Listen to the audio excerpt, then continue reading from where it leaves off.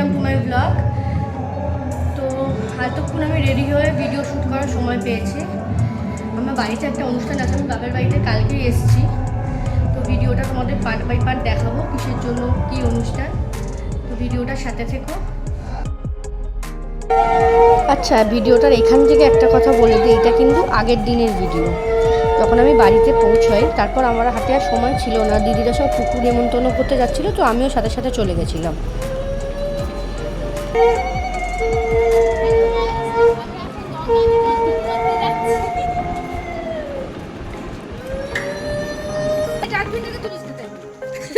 না না, আমি তো ওই জন্য ওপরে তুলেছি ক্যামেরাটা, দেখছিস না?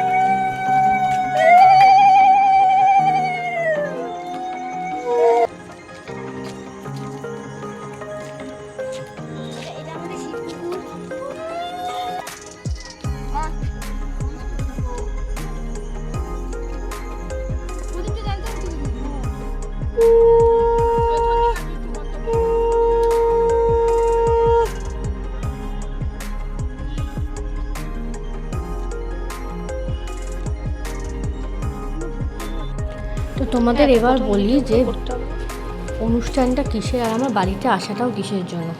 আমার দাদার ছেলে পুকু, যাকে আমি ছোট্ট থেকে মানুষ করেছি, এখন অনেক বড় হয়ে গেছে, তোর কইতে ছিল, সেই কারণেই আমার বাড়িতে আসা।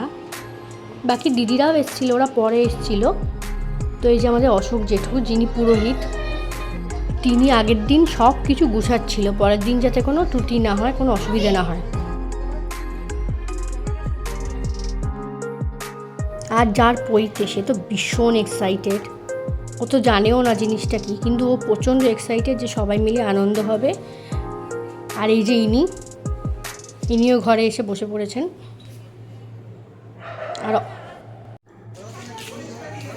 আর আমার বাড়িটা কি সুন্দর লাগছে, পুরো আলোয় আলোকিত। তো যেহেতু পইতে তো অবশ্যই বিয়ের মতোই সব আচার আচরণ হয়, শুধু বউটুকুই আসে না। তো সকালবেলা ওকে দধিমঙ্গল দিতে হবে। তো আমরা সকাল 4টের সময় প্রায় উঠেছিলাম ও দধিমঙ্গলের জন্য।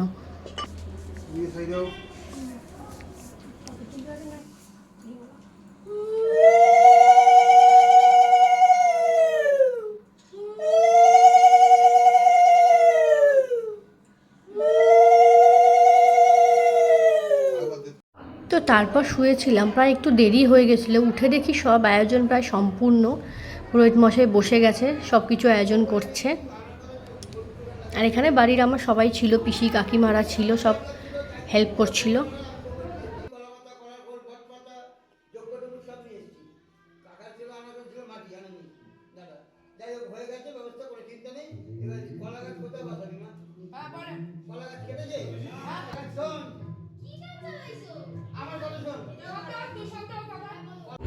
পরে সকালের দিকে আমি বাড়ির ডেকোরেশনটাও তুলছিলাম, এত সুন্দর করে সাজিয়েছে, না তুললে হয়।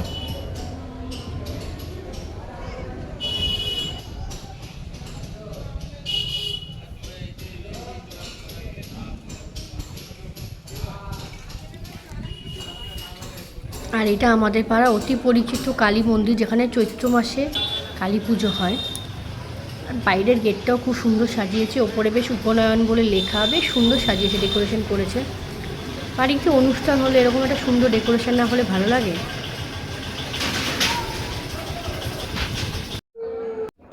আমাদের বাড়িতে প্রতিটা অনুষ্ঠানের বৃদ্ধি ছোটো কাকাই করে। তো আমার ছোটো কাকাই সবার আগে বসেছে বৃদ্ধির জন্য, ছোটো কাকাই করবে বৃদ্ধি।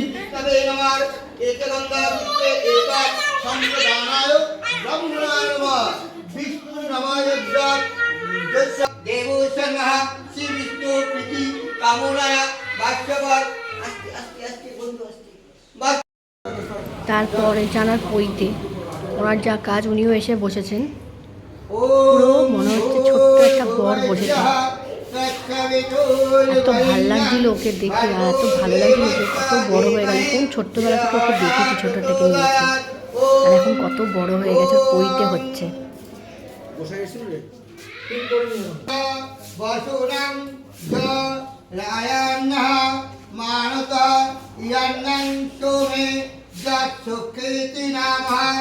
ওম ভূল ভুবস্য তৎসবিতুর্বরেণ্যং ভর্গো দেবস্য ধীমহি ধিয়ো ন আর এনারা কিন্তু খুব ছোট আনন্দ নেই, উনি একদম জামাই সেজে বসে পড়েছে, রেডি পুরো।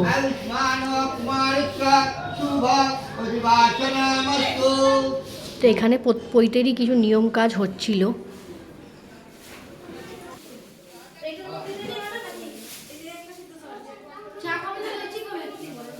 না চা খাবে, লুচি খেয়ে পেট ভর করে লাভ নেই। লস্যি খাবে? লস্যি খাবে? লস্যি লস্যি খাবে না কি করছিস? লস্যি হ্যাঁ শান্ত করবই।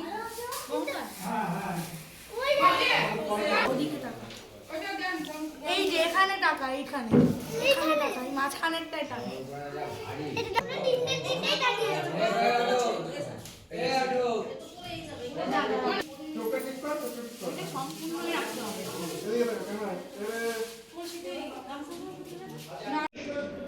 তো তারপর 11টার পর আমরা সবাই গেছিলাম জল ভরতে, কারণ পৈতের নিয়ম তো বিয়ের মতে ওকে স্নান করাতে হবে, অনেক বেলা হয়ে যাচ্ছিল। তো সেখানেও কিছু টুকটাক নিয়ম ছিল। আর আমাদের পাড়াটা না খুব সুন্দর, পুরো গোল আকারের। আর অনেক দিন পর এই পুকুর ঘাটে আসলাম, অনেক বেশ ভালো লাগছিলো। পুরনো অনেক স্মৃতি আছে আমার এখানে, আমার বান্ধবীদের সাথে। ট্রেনে মেনে পড়ে না যাই, জায়গাগুলো বেশ প্রচণ্ড চেনা আর খুব সুন্দর লাগছিল জায়গাগুলো এখন দেখতে। এই যে আমার কাকিমা কাজ করছিল আর আমরা ধরেছিলাম, কারণ অনেক 5 জন এও লাগে কাজে। হ্যাঁ পারবে না নে।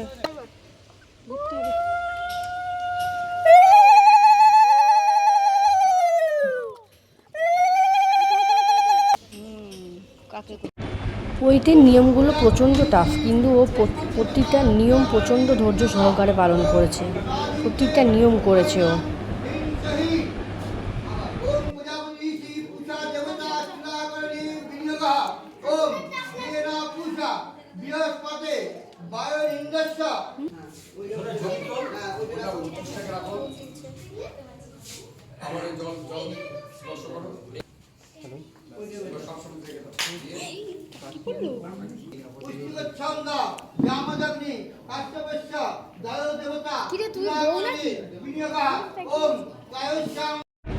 কি বিয়ে হোক কি পৈতে হোক, এই হলুদ মাখানোর নিয়মটা আমার খুব পছন্দের, এত ভালো লাগে।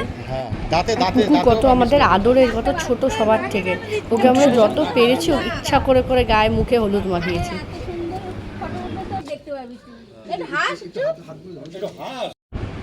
এই জায়গাটাতে ওর একটু মনটা খারাপ ছিল, চুলগুলো কেটে দেওয়া হচ্ছিল।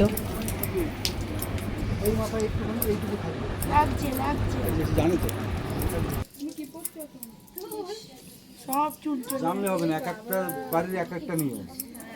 না ব্রাহ্মণের নিয়ম, গেঞ্জি খুলতে হবে তো। মেয়েকে দেখছি এরকম করে নিগ্রো মেয়ে খাওয়া।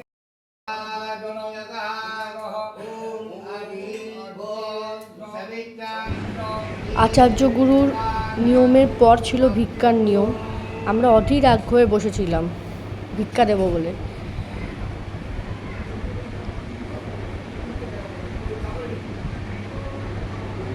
তো এটা আমার আর আমার মায়ের থালা সাজিয়েছিলাম দেবো বলে। প্রথম ভিক্ষাটা দিদিভাই দিয়েছিল, তারপরে একে একে আমরা সবাই দিয়েছি।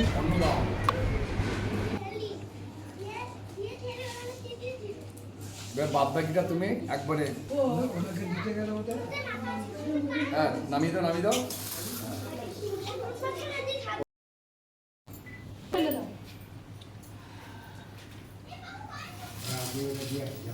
ও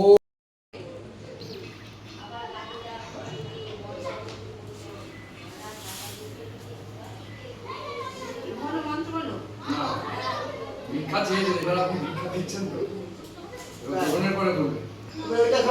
সব নামিয়ে দিন, বলো ওম স্বস্তি।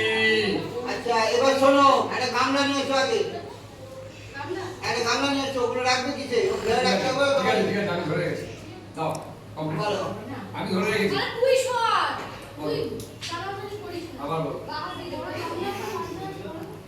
ও ভাবি কি ব্যাপার? ওম ভগবতী ভিক্ষাং দেহি।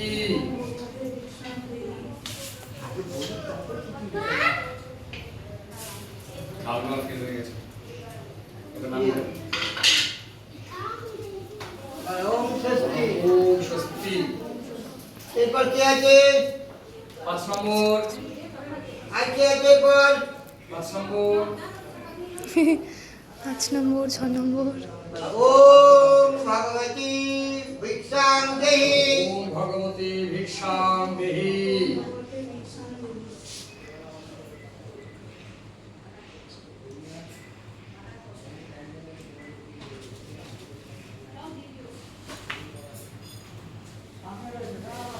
ওম স্বস্তি।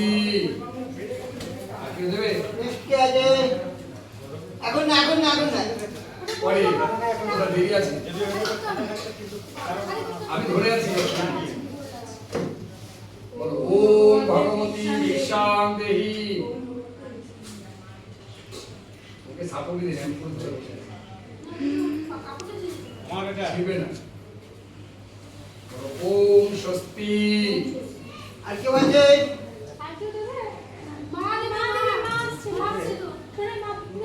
ওর বাবা যাবে নাকি? ভিক্ষাটা কমপ্লিট হওয়ার পর আমি আর পাচ্ছিলাম না, আমার এত ক্লান্তি লাগছিল, তারপর আমি গিয়ে একটু শুয়ে পড়েছি। তার মধ্যে বিকেল হতে হয়ে গেছে, আর আমার মামি মামা সব চলে এসছে, আমার বাড়ির লোক।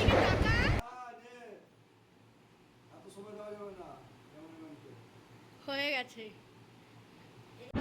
যেহেতু পৈতার দিনই রাত্রে আমাদের খাওয়া দাওয়া ছিল, তার জন্য আমাদেরও তাড়াতাড়ি রেডি হয়ে নিতে হয়েছিল।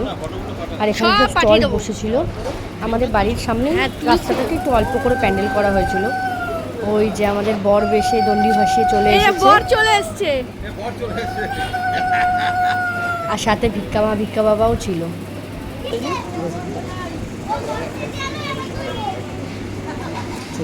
সব তুলবো ধরো। বলো।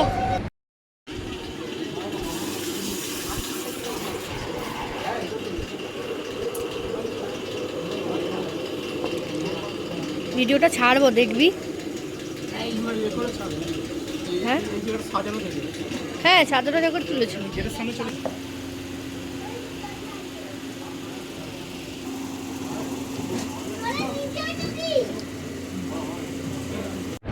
চলো এবার খাওয়া দাওয়ার পর্বে যাওয়া যাক। এটা হলো মেনু, যা যা অ্যারেঞ্জমেন্ট ছিল।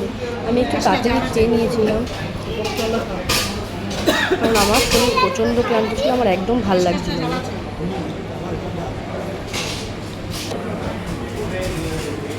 আর খাওয়া দাওয়া সত্যি গরম গরম ছিল, আর খুব ভালো ছিল।